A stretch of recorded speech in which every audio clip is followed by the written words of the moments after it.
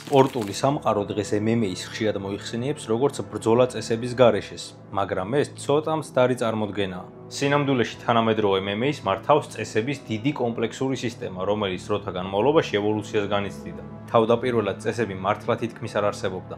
დაშვებული იყო ისეთი საშიში ქმედებები, როგორებიცაა საზარდულში დარტყმა, თმების მოკაჩვა და კიფაში იდაყვის დარტყმა. თუმცა დროთა განმავლობაში დაგროვდა არაერთი სასაცილო და სახიფათო მომენტი, რომლებმაც კონკრეტული წესების ცვლილებები გამოიწვიეს. და დროთა განმავლობაში სწორედ ამ ინციდენტების გამო შეიცვალა კონკრეტული რაღაცეები და არის MMA დღეს ისეთი, როგორიც არის. ხოდამე ამ ვიდეოში ზუსტადაც რომ იმ მომენტებზე მოგიყვებით, რომლებმაც UFC-ს წესები შეცვალა. ხოდა როცა საქმე MMA-ს ყურებას ეხება, მე მგონი უკვე იცით ამას რასთან ერთად ვაკეთებთ. კროკო აქ არის, ჩვენ კი შეგვიძლია დავიწყოთ.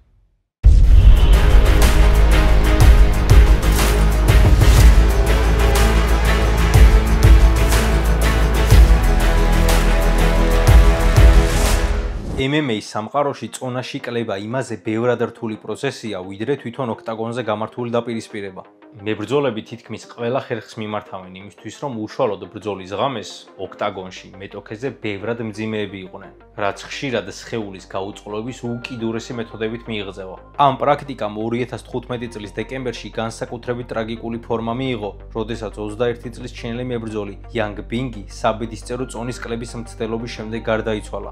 მისი სიკვდილი არა მხოლოდ პირადი ტრაგედია იყო, არამედ ერთი დიდი გამაფრთხილებელი ზარი მთლიანი ინდუსტრიისთვის. ორგანიზაცია One Championship-მა, რომლის ეგიდითაც ტარდებოდა ამ ბიჭის ბრძოლა, სასწრაფოდ რადიკალური ზომები მიიღო.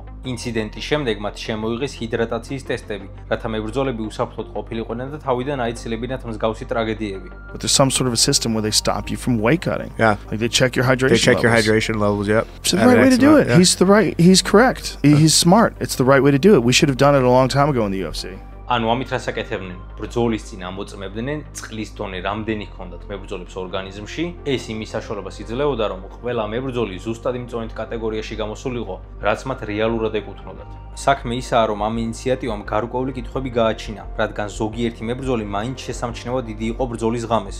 რაც არ უნდა იყოს, ეს მაინც ითვლება პრეცედენტად, რომ ეს რაღაც ჯუჯუხეთური წესი გაუქმებულიყო. MMA-ს ფანებს შორის ხშირია დისკუსია ეგრეთ წოდებულ 12-6 იდაყვის დარტყმის აკრძალვის შესახებ. 12-6 იდაყვი არის ზუსტი პერპენდიკულარული დარტყმა. ამ წესის შემოღება ნაწილობრივ საბრძოლო ხელოვნების ძველი დემონსტრაციებიდან მომდინარეობს, სადაც ასეთი დარტყმებით ყინულის სქელფილებს ამტვრევდნენ. მაგრამ რეალური მიზეზი ამ წესის გაუქმების ერთ კონკრეტულ შემთხვევას ეხება.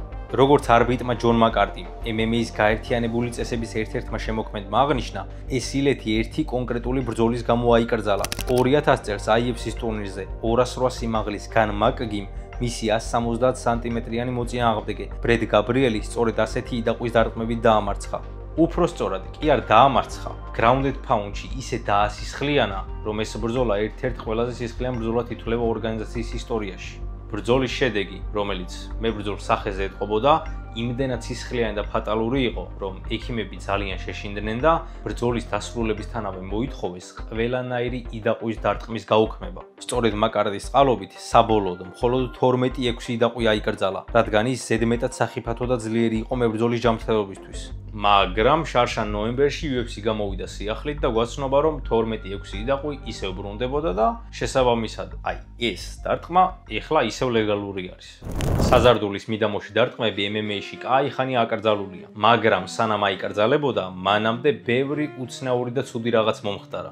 ყველაზე თვალსაჩინო ინციდენტი 1997 წელს IBC-ს პირველ ღონისძიებაზე მოხდა, როდესაც ყოფილი UFC-ს მებრძოლი გარი გუდრიჯი პედრო ოტავიოს დაუპირისპირდა. იმ დროისთვის საზარდულში დარტყმა სრულიად ლეგალური იყო, მაგრამ გუდრიჯს ცოტა ზედმეტი მოუვიდა. როდესაც ის უკვე მიწაზე იყო და მოწინააღმდეგეზე ქვემოთ იმყოფებოდა, მან ფეხი და თითები მოწინააღმდეგის საცვალში ჩაყო, რათა თავი დაეღწია და ადგომა მოიხერხებინა. შემდეგ ფეხზე ადგომისას ოტავიო საზარდულში ხელიც აარტყა, რამაც მას საშინელი ტკივილი მიაყენა. ამ ინციდენტის შემდეგ ალბათ არ არის გასაკვირი, რომ ორგანიზაციამ საცვალში ხელის ჩაყოფა აკრძალა და შემდეგ გარკვეული პოლიტიკური ზეწოლის გამო ამ წესის შემოღება UFC-საც მოუწია. 1998 წელს პეტ მილეტიჩისა და მაიკი ბერნეტის ბრძოლა საშუალო წონაში საჩემპიონო ტიტულისთვის საკმაოდ მოსაწყენი და უჩვეულო გამოდგა. ორივე მებრძოლს თითქმის მთელი ბრძოლის განმავლობაში ერთმანეთის შორტების ჩაჭიდების გარდა არაფერი გაუკეთებიათ. ამან კი ბრძოლის ყურებას ყველანაირი მუღამი დაუკარგა. მაყურებელი ვერაფერ საინტერესოს ვერ ხედავდა. კულმინაცია მაშინ იყო, როდესაც არბიტრს ჯონ მაკარტის მოუწია ბერნეტის შორტის გასწორება ისე, რომ ხელი რამის გენიტალიებზეც მოუხვდა. და პლუს რამდენიმე წამი ხალხი მილეტიჩის მარჯვენა დუნდურს უყურებდა, რადგან შორტი ძალიან იყო აწეული. ამ კომიკური და უხერხული ინციდენტის შემდეგ მიხვდებოდით და მალევე აიკრძალა შორტზე ჩაჭიდება. რადგან ეს მებრძოლებს ხელს უშლიდა ბრძოლაში და ზოგიერთ მათგანს არასპორტულ უპირატესობას აძლევდა. MMA-ის ფანების უმეტესობა მამაკაცია, რის გამოც UFC-ს არასდროს ყოლია მამაკაცი რინგ გოგონები თუ რინგ კაცები.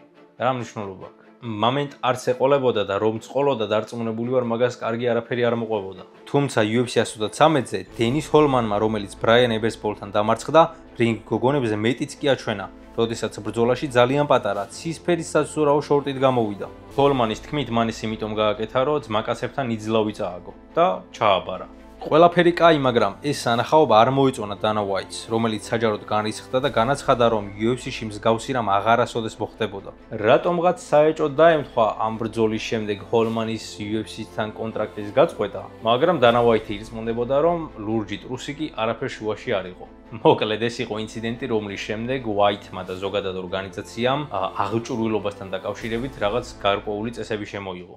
ტანკ ებოტი ცნობილი იყო თავისი დაუნდობელი და არატრადიციული საბრძოლო სტილით. 1996 წელს The Ultimate Fighter-ის ტურნირზე კელ ვორშემთან ბრძოლის დროს ებოტმა მოულოდნელად აიტაცა მოწინააღმდეგე და გალიის ზედა ნაწილზე გადაგდება სცადა. თითქოს ქერით სავსე ტომარა ყოფილიყო. ვორშემის თქმით, იგი თავის ქუსლებმა და გალიის რბილმა ზედაპირმა გადაარჩინა, რომ იქიდან არ ჩამოსრიალებული იყო და დაბალად თავით არ დაცემულიყო. ამ უცნაური ინციდენტის შემდეგ ჯონ მაკარტიმ მაშინვე დანერგა წესი, რომ მებრძოლებს არ ჰქონდათ უფლება ერთმანეთი გალიიდან გადაეგდოთ. და თუ ვინმე ამას მაინც გააკეთებდა, დისკვალიფიკაციით დაისჭებოდა. ამ წესმა გაამყარა ის აზრი, რომ გალია მხოლოდ მებრძოლების უსაფრთხოებას ემსახურება. ამასთან ამან გამოიწვია ისიც, რომ გალიაზე ხელის მოჭიდებაც აიკრძალა. MMA სამყაროში ვაზელინის გამოყენება ჩვეულებრივი სტანდარტული პროცედურაა. ამას იმიტომ იყენებენ, რომ მებრძოლებმა თავიდან აირიდონ ზედმეტი ჭრილობები. თუმცა UFC 94-ზე მოხდა ინციდენტი, რომელმაც ვაზელინის გამოყენების წესი სამუდამოდ შეცვალა. ეს მაშინ მოხდა, როცა ამ სპორტის ორი ლეგენდა, ჟორჟ სენ-პიერი და BJ პენი ერთმანეთს დაუპირისპირდნენ. რაუნდებს შორის შესვენებაზე სენტ-პიერის კუთხემ წესების დარღვევით ვაზელინი მებრძოლს არამხოლოდ სახეზე, არამედ მხრებზე, ზურგზე და მკერდზე წაუწვა. ეს ყველაფერი იმისთვის, რომ მის კარგად მოჭიდავე მოწინააღმდეგეს BJ პენს ვეღარ ეჭიდავა. შეიძლება ითქვას, რომ სენ-პიერის კუთხეს ეს ვერაგული ჩანაფიქრი გამოუვიდა, იმიტომ რომ ბოლოს BJ პენს არაფრის თავი აღარ ჰქონდა, ground and pound-ში ეგ ბრძოლა სენ-პიერმა მოუგო. რა თქმა უნდა, პენმა და მის გუნდმა ეს ინციდენტი გააპროტესტეს, იყო ერთი ვაივიში.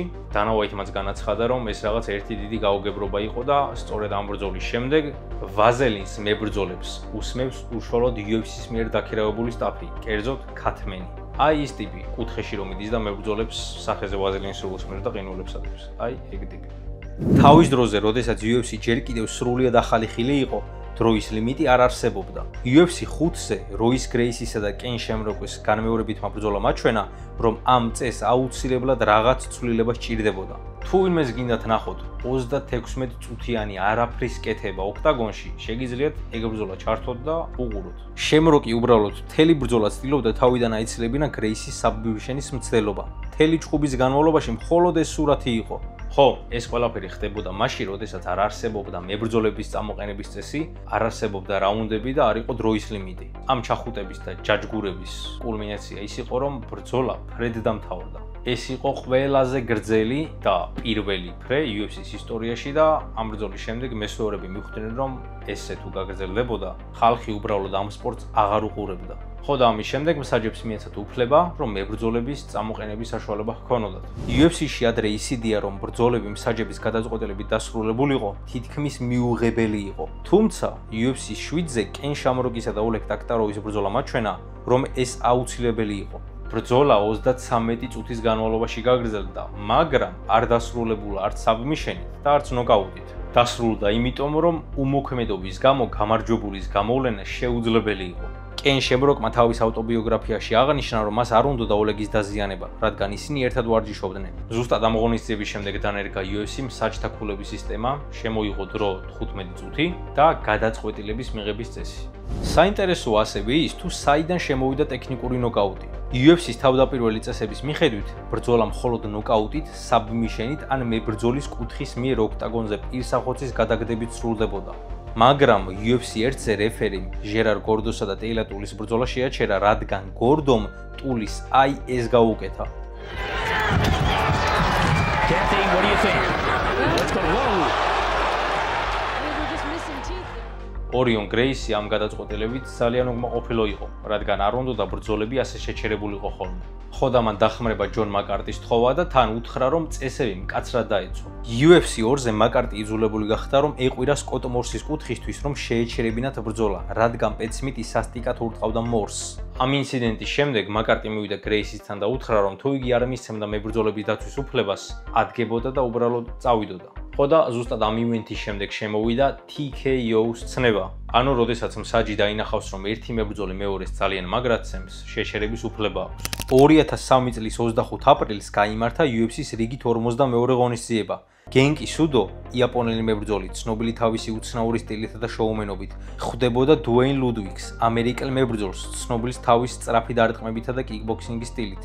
აბა გამოიცანით, ვინ იყო ამ ბრძოლის არბიტრი. იმდენჯერ ვახსენე ეს კაცი დღეს, რომ თავად მიხვდებოდით. ბრძოლა გაჩაღდა და საკმაოდ თანაბარიც იყო. ორივე მებრძოლი კარგად აჩვენებდა თავის უნარებს. პირველი ორი რაუნდი მსაჯების თვალში გაიყო, ანუ ორივემ თითო-თითო რაუნდი წაიღო. ჩხუბი ისე წავიდა, რომ ლუდვიგი სუდოს ქვეშ ზურგით ოქტაგონზე მოექცა და ზემოდან დარტყმებს იგერიებდა.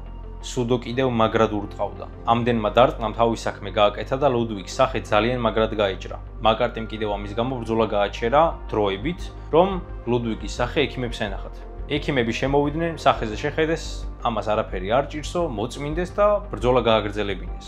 მაგრამ ბრძოლა არ გაგრძელებულა იქიდან, საიდანაც შეწყვიტეს. ჩხუბი ახლიდა, გომში გაგრძელდა. სუდოსის უპირატესობა, რომელიც ცოტა ხნის წინ მიწაზე ჰქონდა, უბრალოდ ადგნენ და წაართვეს. დანა ვაიტი ამ შემთხვევის გამო არ იყო ბედნიერი და თქვა, რომ ეს სრულებით უსამართლო იყო და სწორიც არის. ამ ინციდენტმა კიდევ ერთხელ გამოიწვია UFC-ს წესების წიგნის გადაშლა და იქ პატარა ცვლილებების შეტანა. და ვინც MMA-ს აქტიურად უყურებთ, გეცოდინებათ, რომ თუ არბიტრი ბრძოლას აჩერებს რაღაც კონკრეტული მიზეზის გამო და შემდეგ აგრძელებს, ყოველთვის გრძელდება იმ პოზიციიდან, სადაც გაჩერდა. ასე გავედი ბოლოში. ვეცდები თქვენი მოთხოვნიდან გამომდინარე ვიდეოების ხანგრძლივობა გავზარდო ეტაპობრივად, მაინც დღეისთვის კი სულ ეს იყო. თუ მოგეწონათ ვიდეო კი იცით უკვე რაც უნდა ქნათ, იქ დავლა. თხოვნა იქნება, რომ გამოიწეროთ არხი, ჩართოთ ზარისღილაკი, იმიტომ რომ ნოტიფიკაციები მოგივიდეთ, როცა ვიდეოს დავდებ. აბა ჰე და აბა ხო.